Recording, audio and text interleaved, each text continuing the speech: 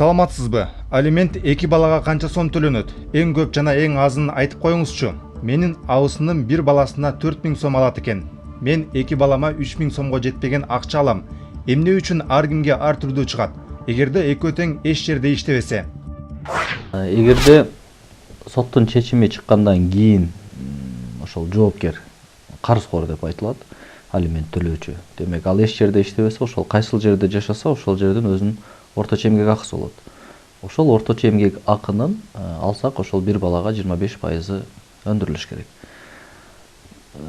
Эмне үчүн ар кимге ар түрдүү чыгып калган болушу мүмкүн? Себеби дегенде бул алимент адамдын ошол соттун чечими чыгарып жатканда сот чечиминде жазат. Демек 1 айлык кирешесинин 25%. Бул бир балага эсептеп жатам. Кирешесинин, бардык тапкан кирешесинин деп көрсөтөт. Эгерде кирешеси жок болсо, ал мындай эч жерде иштебесе, анда ошол орточо эмгек акы жогоруда айтканда.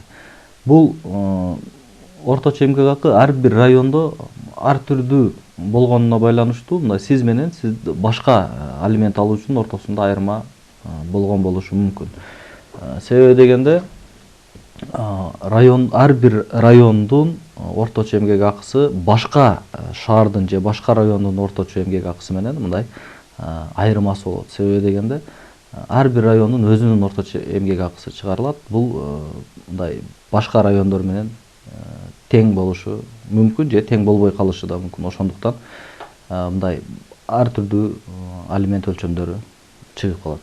Эгерде сиз өзүңүздүн жолдошуңуздун башка дагы бир кирешелерин билсеңиз, алсак анын башка райондордо же болбосо кошумча мындай кирешелери бар боло турган болсо, сиз бул жөнүңүздү токтоосуз соттук аткаруучуга билдириңиз.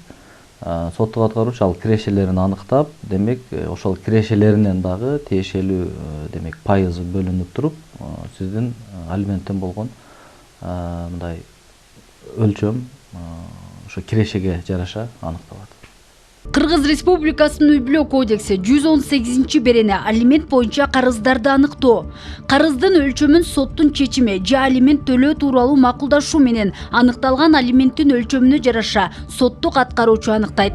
Ушул кодекстин 86-беренесине ылайык жашы жетпеген балдарга төлөнүүчү алимент боюнча карыздын өлчөмү алимент өндүрүлбөгөн мезгилдин ичиндеги алимент төлөөгө милдеттүү болгон адамдын эмгек акысына жана башка кирешесине таянуу менен аныкталат. Эгерде алимент төлөөгө милдеттүү болгон адам ошол мезгилдин ичинде иштебей калган учурда же эгерде анын эмгек акысын жана дагы башка кирешесин тастыктаган документтер берилбесе, алимент боюнча карыз ошол жердеги орточо эмгек акыга негизденүү менен аныкталат. Эгерде карызды мындай аныктоо тараптардын бирөөнүн кызыкчылыктарын олуттуу бузса, кызыкчылыгына зыян келтирген тарап сотко кайрылууга укуктуу. Ал тараптардын материалдык жана үй-бүлө абалына жана көңүл бурууга арзыган дагы башка жагдайларга таянуу менен карызды туруктуу акчалай суммада аныктайт.